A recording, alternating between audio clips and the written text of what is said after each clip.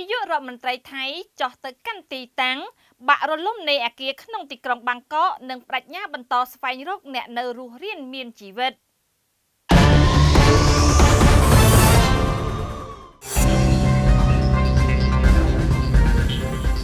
ថ្ងៃច័ន្ទទី31ខែមីនានេះនាយករដ្ឋមន្ត្រីប្រទេសថៃលោកស្រីផេនថុងឋានស៊ីណាវ៉ាត្រា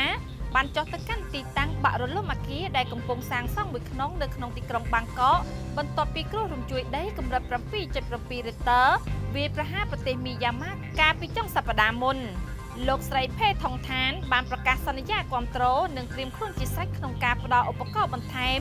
ឬជំនួយតាមតម្រូវការដើម្បីបន្តស្វែងរកជនរងគ្រោះដែលនៅកប់ជាប់ក្រោមគំនរបែកបាក់គូបញ្ជាក់ផងដែរថាគ្រោះរញ្ជួយដីដែលវាយប្រហារប្រទេសមីយ៉ាន់ម៉ាកាលពីថ្ងៃសុក្រទី28ខែមីនា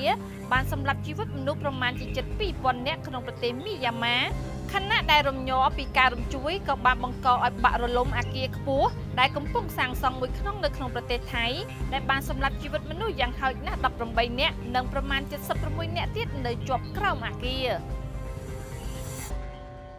រាយការណ៍ពីអ្នកខ្ញុំស្វានី TV5 Online News